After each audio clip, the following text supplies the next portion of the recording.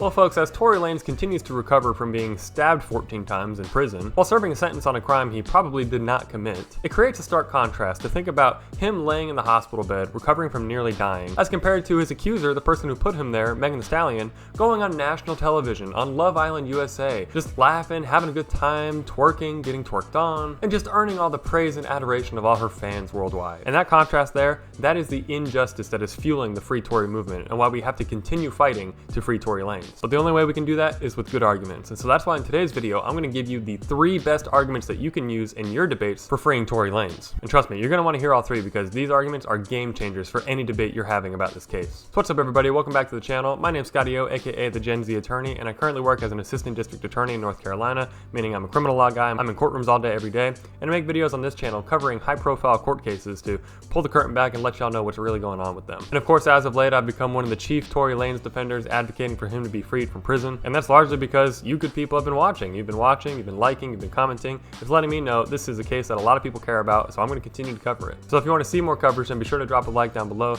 subscribe to come back for more content like this, and yeah, get down there in the comments. I love talking with y'all down there. But anyway, without further ado, let's jump into these arguments. And before we dive into the evidence itself, I want to touch base really quickly on the burden of proof here, because I'm seeing a lot of people get it wrong, and a lot of people on Team Meg especially, which may be intentional, because for anyone who understands the burden of proof and the elements of the crimes here, you would understand how high of a bar it is and how insufficient the evidence here is in meeting that bar. So really 3 things I just want everyone to keep in mind is that first, in criminal law, the defendant is innocent until proven guilty. So Tory here is innocent until he is proven guilty. Second, in order to prove him guilty, the burden is on the state, not the defense, to prove his innocence. The burden is on the state to prove his guilt beyond a reasonable doubt. And third, in proving him guilty beyond a reasonable doubt, you have to do so on the crime he's actually accused of committing. And in this case, that crime is assault with a firearm. And that's important because assault is a specific intent crime here. Meaning in order to find Tory guilty, you would have to prove beyond a reasonable doubt that he intentionally possessed the gun, he intentionally pointed at Meg, and he intentionally shot it at Meg. And if there is any reasonable doubt whatsoever anywhere in this case,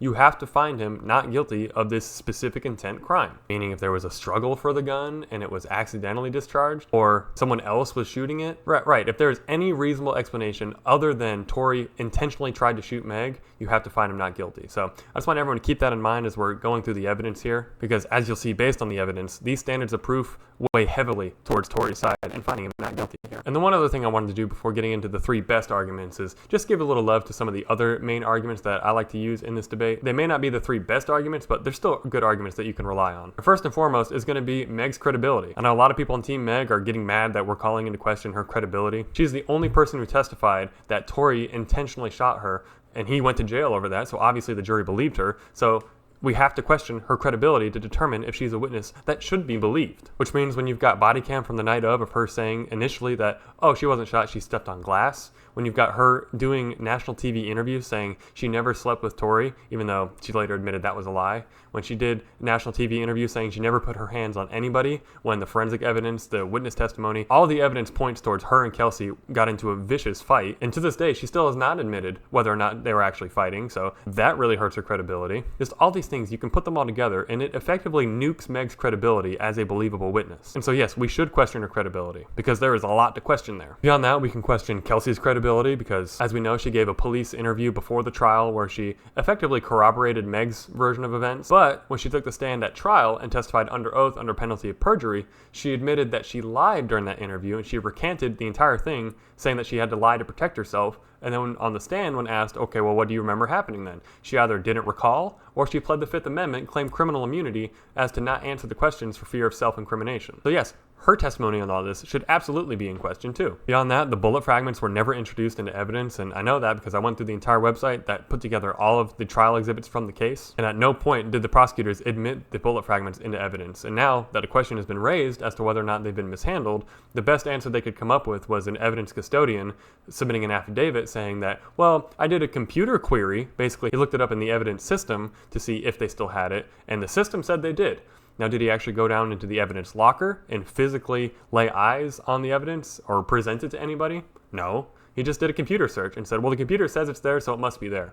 Not very satisfactory, if you ask me. And beyond that, too, we also have to talk about Sean Kelly's testimony, because even though, like I've said, my stance on it is that his testimony was kind of all over the place, and I don't think you can consider a lot of what he said as a witness. I think what he said about the girls fighting is true because that's corroborated by all the other evidence in the case. So he did corroborate that the girls were fighting, but then his next statement was that the gunfire originated with the girls. Granted, his next statement after that was then the short guy, Tory, got out of the car and just started shooting everywhere, which caused into question his testimony just because under that recollection that would require there be two guns, and there just simply were not two guns in this case. But regardless, even if we were to believe exactly what he said is that the short guy got out and started firing everywhere, even if you believe that, does that sound like Tory intentionally shooting Meg, or does it sound like he got out and was just shooting off like a madman in all directions? So yeah, even if you believe Sean Kelly's testimony, you still cannot find Tory guilty beyond a reasonable doubt of intentionally shooting Meg. But yeah, those are some of the good arguments that I like to use when arguing about this case. But now it's time to equip you with the absolute best arguments you can use. And the first best piece of evidence you can argue with here is going to be the gunshot residue, because it is a fact in this case that both Tory and Kelsey had gunshot residue on their hands from that night. Now, gunshot residue is basically the small particles that get emitted from a gun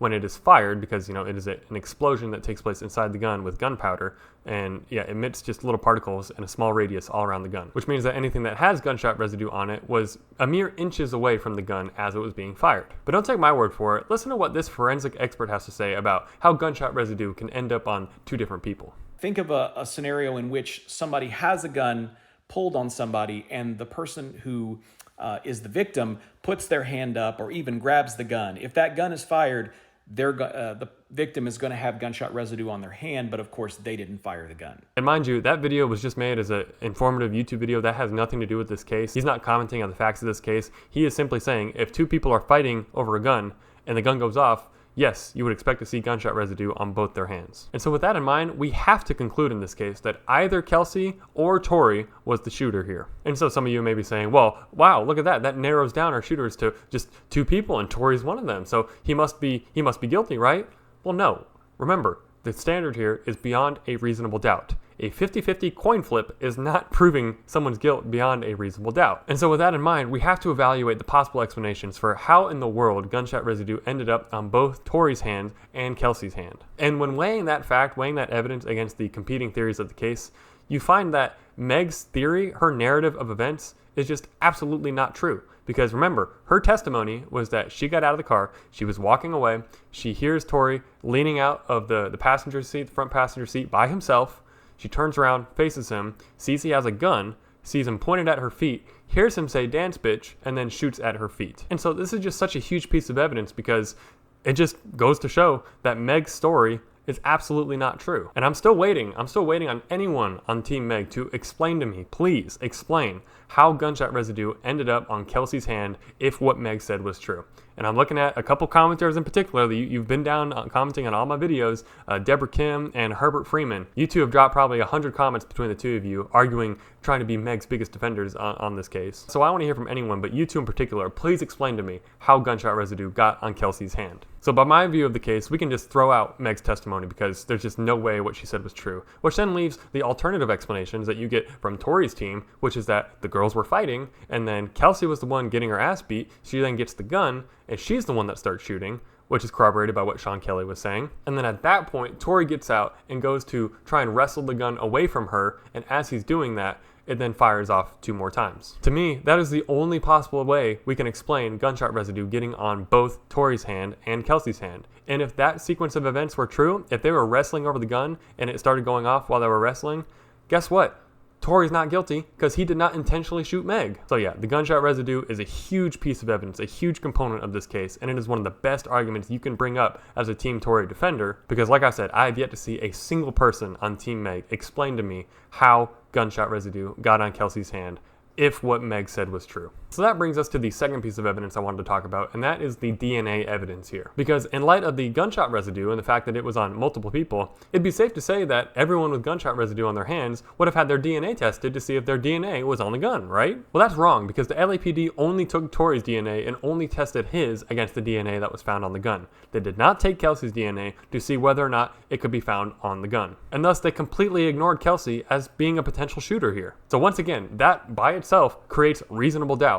Because as a juror, to find someone guilty beyond a reasonable doubt, you have to be fully satisfied and convinced by the evidence. And a shoddy investigation that doesn't even look into other potential shooters that the evidence would suggest they are potentially shooters, to not even look into that is leaving massive holes in this case, holes that we would call reasonable doubt. And it's also insane to think that they did not take Kelsey's DNA and test it on the gun, because imagine they did take it and they were able to exclude Kelsey as being on the gun at all. Well, guess what? Now you've just excluded the only other potential shooter as being on the gun, meaning by process of elimination, that would leave Tory as the only shooter here. So they could have strengthened their case by taking Kelsey's DNA, but I think they were scared about what they might have found, and they were so committed to prosecuting Tory and throwing him in jail that they just ignored Kelsey as a shooter. All right, Kelsey's DNA was not taken, but maybe that's justified. Maybe that was justified based on the results, because if we find that, oh, only Tory's DNA was on the gun, then of course they wouldn't have had to take Kelsey's DNA. So is that what the results said? Of course that's not what they said, because the DNA testing of the gun found that there were 4 separate DNA profiles, 2 male and 2 female. And specifically, of all the DNA found on the gun, it was split between 90% of it came from one person, then 5% from another, then 3%, then 2%. And it is true that of the DNA found on the gun, that 90% number does belong to a male. And I've seen people like Abba making this argument that, well, even though it couldn't be proven definitively that that was Tory's DNA, the fact that 90% of the DNA on the gun came from a man, and the only 2 people who could have shot the gun were Tory and Kelsey, therefore we have to conclude through process of elimination that it had to have been Tory that was the 90% DNA contributor. There's only one small problem with that argument. Hey y'all, editor Scotty O here. The audio from that clip got corrupted in the editing process, so I'm here filling it in now. What I was going to say was that when Tory's DNA was taken and matched up against that 90% primary contributor DNA, Tory's DNA was excluded as a match, meaning we can definitively prove, we can say absolutely 100% that was not his DNA.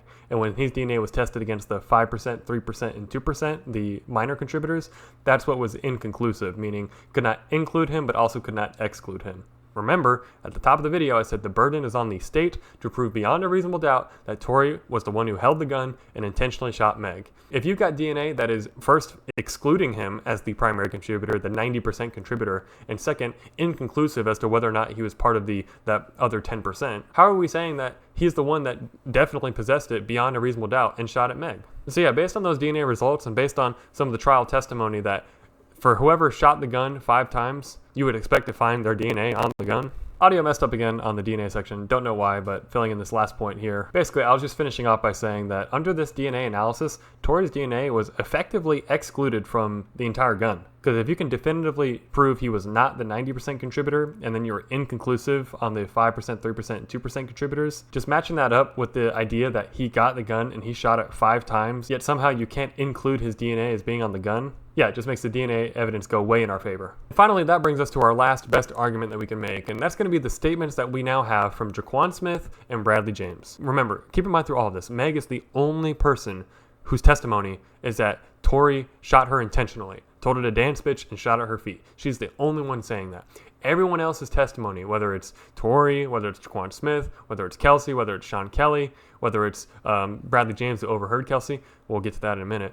Everyone who has any knowledge about what happened that night is corroborating a different sequence of events, which is that the girls were fighting, Kelsey got the gun, Tory went to go wrestle it away from her, and the gun went off as they were wrestling. And this is just another piece of that, because this is the exact testimony that Jaquan Smith has in his affidavit. And so, that's his statement here, is that the girls were fighting, it turned physical, they got out of the car, he goes around to try and break up the fight, and he's pulling Meg away from Kelsey, which also corroborates this notion that Kelsey was absolutely getting curb stomped by Megan Thee Stallion, who's much larger than her. Jaquan Smith is pulling her away. As he's doing that, he then sees Kelsey with the gun, and he sees Tory go up to try and disarm her. And as that's happening, he didn't see who did the shooting exactly, he just heard the gunshots, and then stated that he was lucky to have not been wounded. So unless we're going to say here that Tory went and just grabbed the gun out of Kelsey's hand, and then started shooting at Meg, and by proximity, his own bodyguard, unless that's what we're going to say here, it's just crazy to think that Tory intentionally shot Meg. So by all accounts from everyone that was there that night, the only time Tory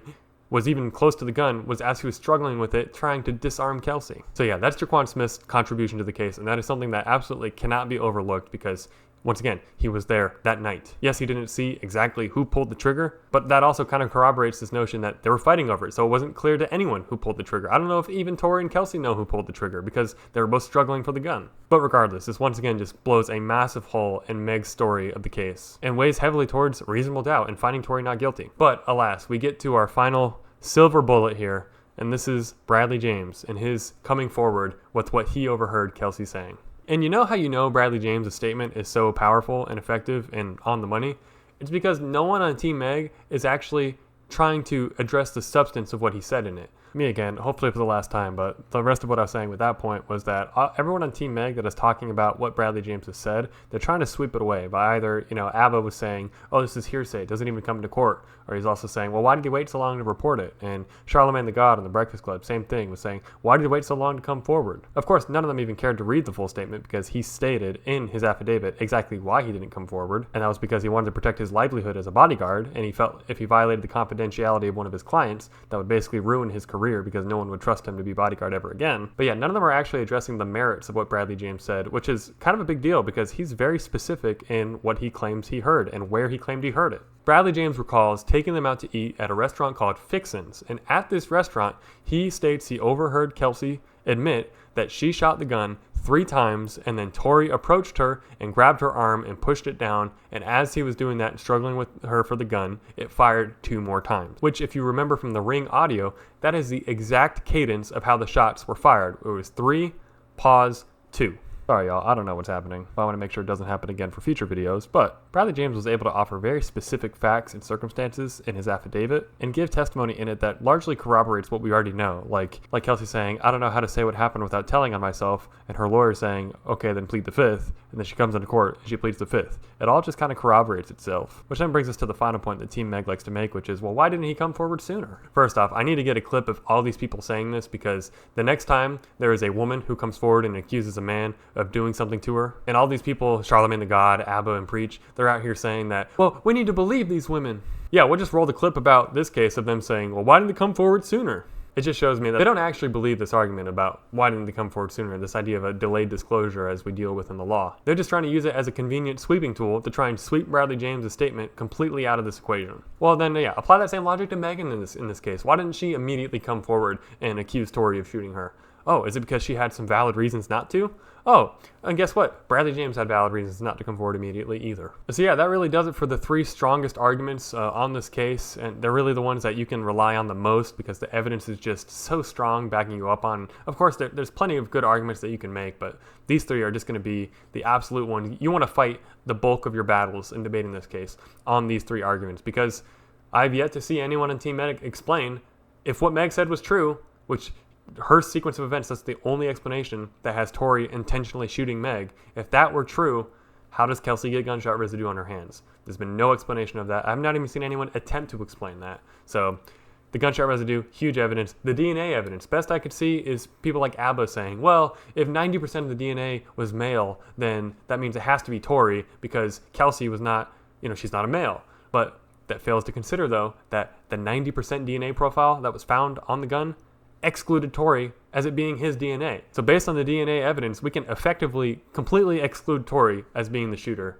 based on no DNA evidence, based on no fingerprint evidence. I've yet to see anyone actually address that point. And finally, when it comes to specifically Bradlie James' statement that he's made, the fact that they're all just trying to sweep it away and not actually address the substance of it is just so telling. Like, please, can one of y'all actually deal with the merit of, was he actually in these situations to have overheard these statements? Does he actually have a valid reason for not coming forward? Or are y'all just going to continue to yell, well, why didn't he come forward sooner? Yeah, these are just the strongest arguments you can rely on. You got the most evidence backing you up for all of them. Because that's my warning. Of course, I see the comments. Y'all love the glass argument. You want to really hammer home that, well, Meg didn't even get shot. She stepped on glass.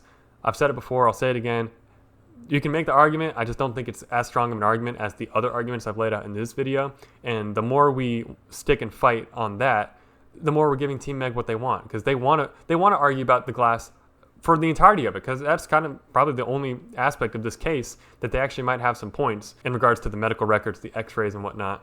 Yeah, it's just not worth it to fight on their turf. Let's pull them into our turf. Make them grapple with the GSR, the DNA, the statements from these people, the credibility of the witnesses and their statements, in particular Meg and her statements. Don't let them bait you in. Instead, flip the switch, flip the table, bait them in to our best arguments. So yeah, that's really going to do it for this video though. If you like the coverage on this case, then be sure to drop a like to let me know to make more of it. I've got like 5 or 6 ideas of other aspects of this case I can continue to cover, and I would love to do that if that's what y'all want to keep seeing. I will say though, there's a lot of other legal cases going on right now that are pretty interesting, and particularly the Tyler Perry lawsuit was just, I was reading through some of that. That's just insane. That's an insane lawsuit, and seems like a great thing to cover because that is not going to go away anytime soon. So if you want to see me cover that, then be sure to let me know down in the comments that you'd like to see some coverage on that. And also this big copyright debate that's broken out on YouTube over the nature of react content, since that is something that I do on this channel, is I react to other people's videos. Huge lawsuit just got filed by Ethan Klein from H3H3 suing some streamers for their reactions to his content, saying that basically they don't react enough or they don't transform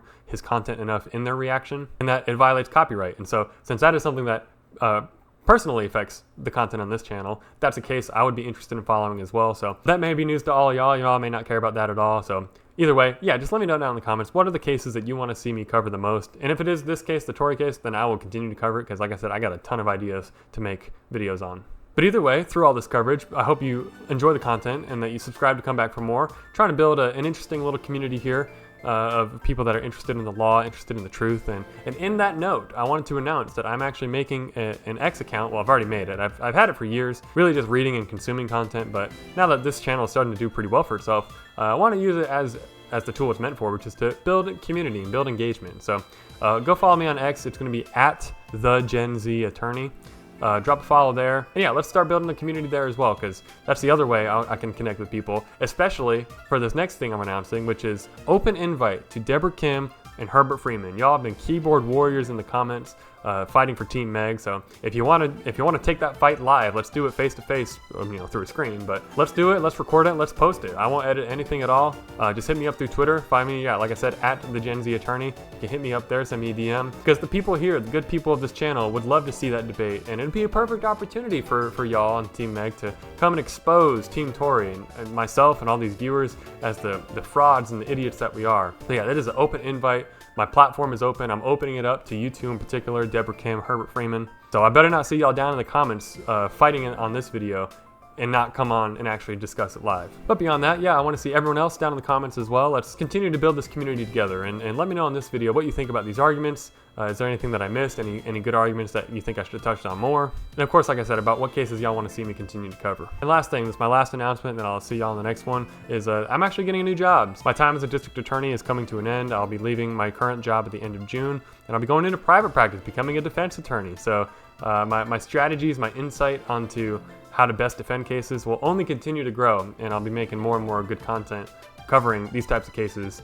even though my brain will be a little more defense oriented. Even though when you look at cases like this, yeah, I'm a prosecutor now, but the prosecutors in this case were just absolutely insane, off the wall. So but either way, yes, I'll be having a bit of an employment change. I'll still be here living where I'm at. I'll still be able to put out content. Actually, I should have some more flexibility to make more content, so looking forward to that for sure. But yeah, that does it for today's video though. So I appreciate y'all as always. Thank you for sticking through to the end, and I will see you all on the next one.